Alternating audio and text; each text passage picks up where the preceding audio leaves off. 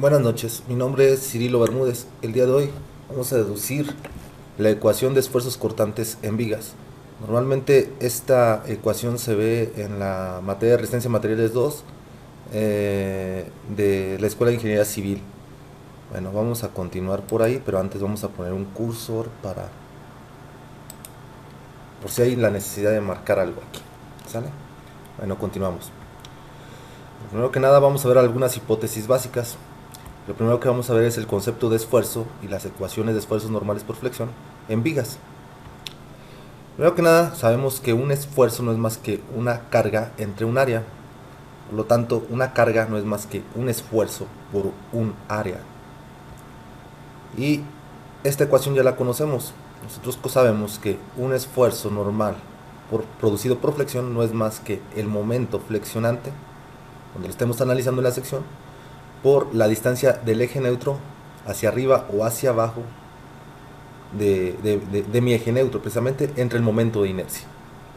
Bueno, viendo eso, vamos a empezar a deducir esta ecuación de esfuerzos cortantes. Vamos a partir del caso más simple, una viga simplemente apoyada donde tenemos un apoyo rodillo y un apoyo simple. Es una viga isostática, tiene 3 reacciones contra 3 ecuaciones de la estática, entonces me da 0, por tanto es isostática. Y tenemos una carga uniformemente distribuida W.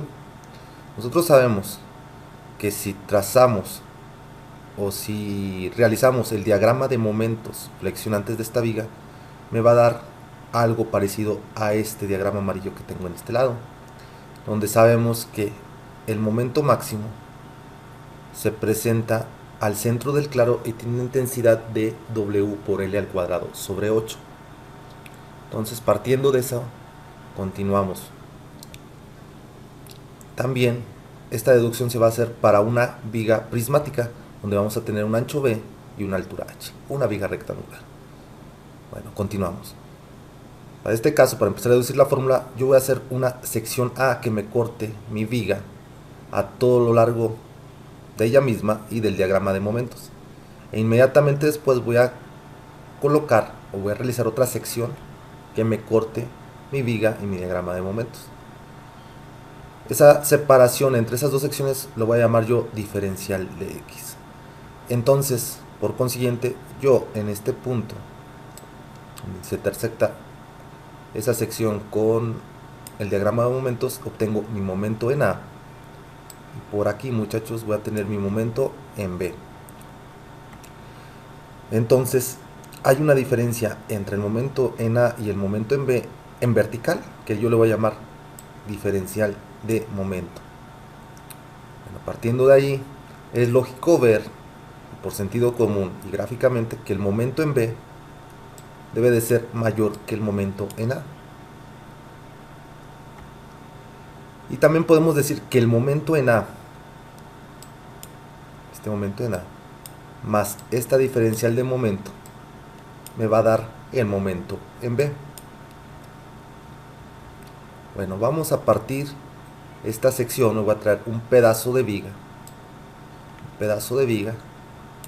y le voy a dar volumen, o sea, este pedazo que se ve en azul, me lo traigo para acá y vamos a analizarlo. Entonces me traigo este sigue siendo la misma sección A y sigue siendo la misma sección B. Es un poco difícil de escribir con el mouse, pero se entienden las letras. Esta viga tiene un eje neutro, donde los esfuerzos por flexión valen 0 y pasa en el centro geométrico de la viga, o sea, por aquí. H medios. ¿Sale? Entonces, esta separación entre A y B sigue siendo el mismo diferencial de X. Nosotros sabemos que por efectos de las cargas, esta viga se me va a flexionar de esta manera.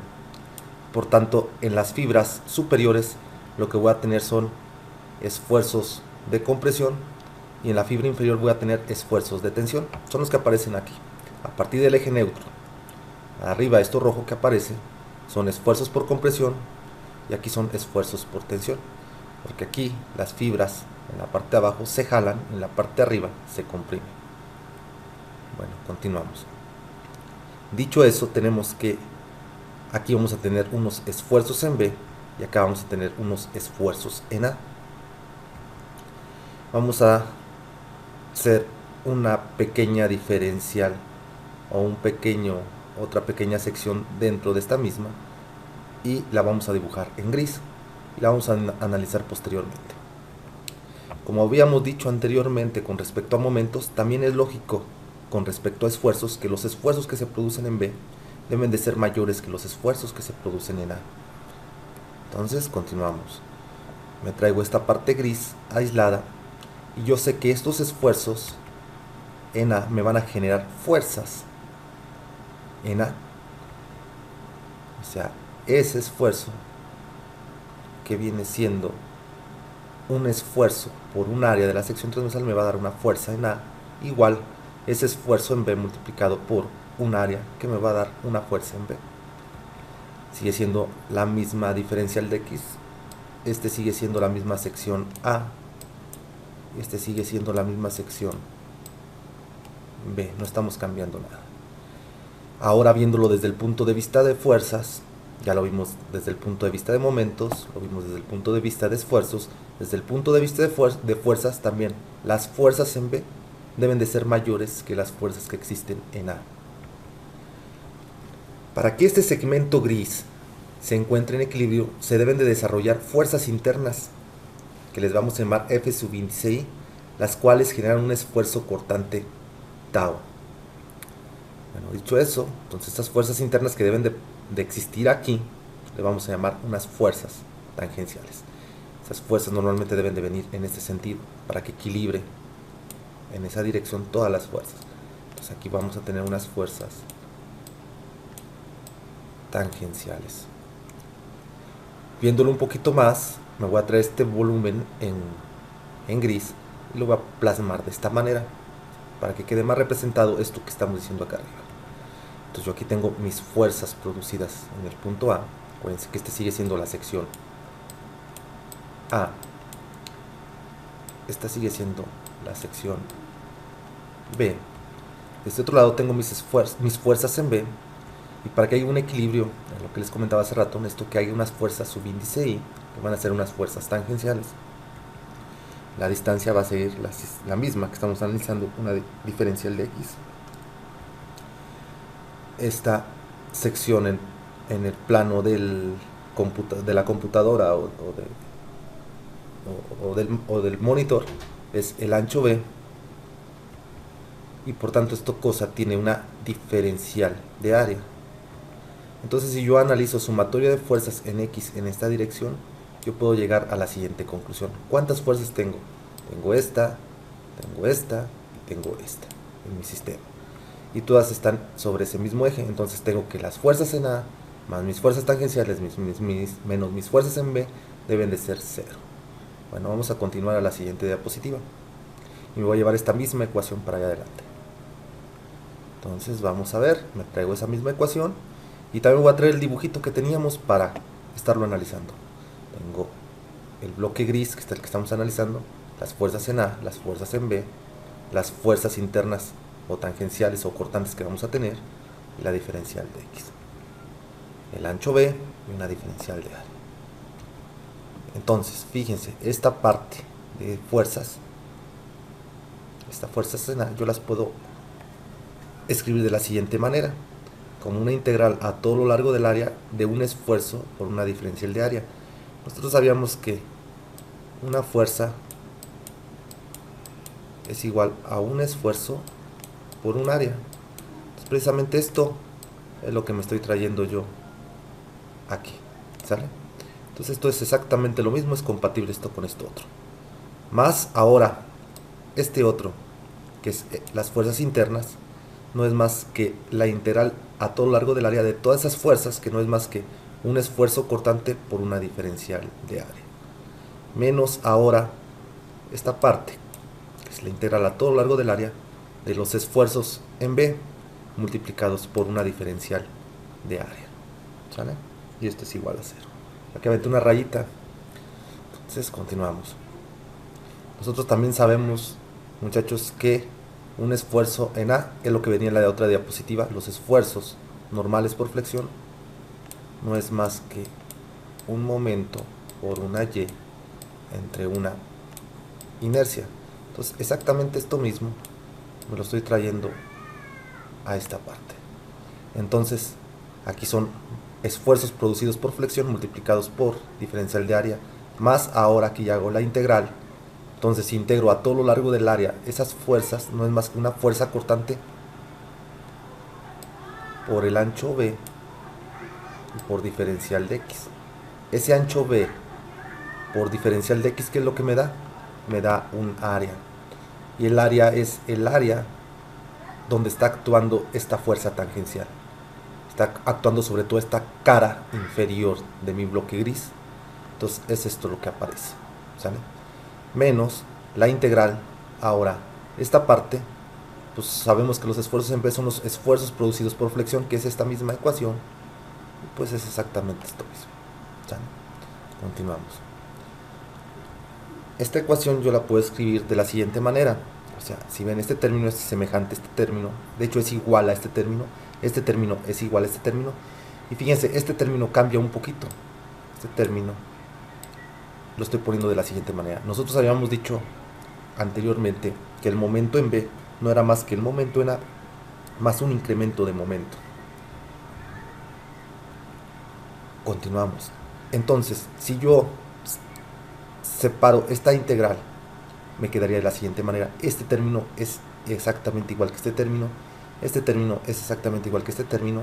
Aquí separo este término de la integral y separo este otro término de la integral. Y si ven ustedes aquí por álgebra, este término se me va con este término, se eliminan porque uno es positivo y el otro es negativo, y me queda una ecuación de esta manera. O sea, este término y este término son los que aparecen aquí abajo. Yo puedo sacar de esta integral lo que es una constante. Nosotros sabemos que en mi diagrama de momentos yo voy a tener siempre un valor constante y la inercia va a ser constante. Entonces yo lo puedo sacar fuera de la integral y me quedaría de la siguiente manera.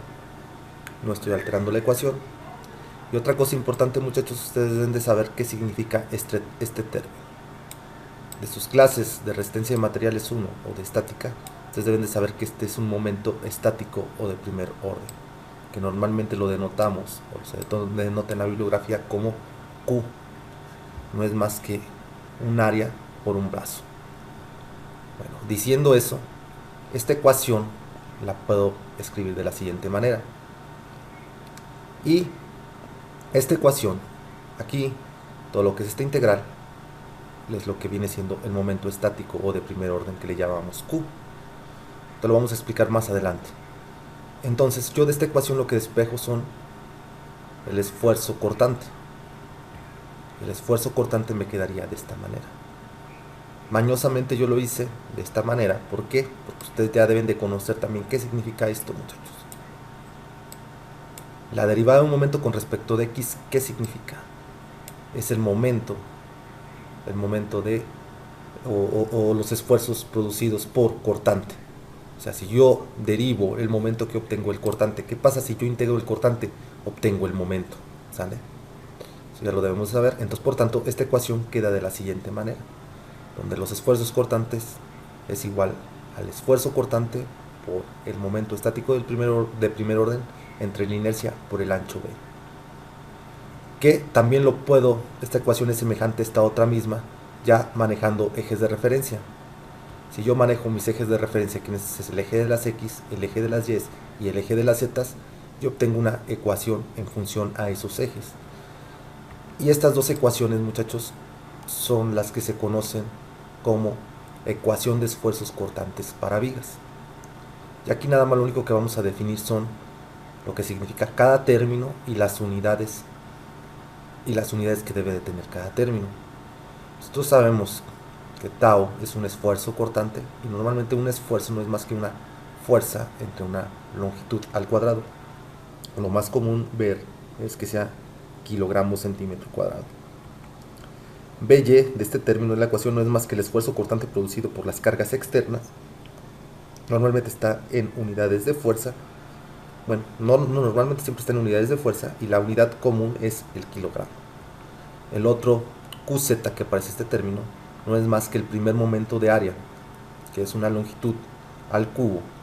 Normalmente se denotamos como centímetro cúbico. La IZ es el momento de inercia de la sección transversal. Bien sabemos que un momento de inercia siempre tiene longitudes cuartas y lo más común es tener centímetros cuartos. Y B es el ancho de la sección transversal. Normalmente pues, el ancho de una sección transversal siempre va a estar en unidades de longitud y en centímetros. Bueno, pues con esto acabaríamos de deducir estas ecuaciones que nos estarían ayudando para resolver muchos problemas en resistencia de materiales. Vale, muchísimas gracias. Buenas noches.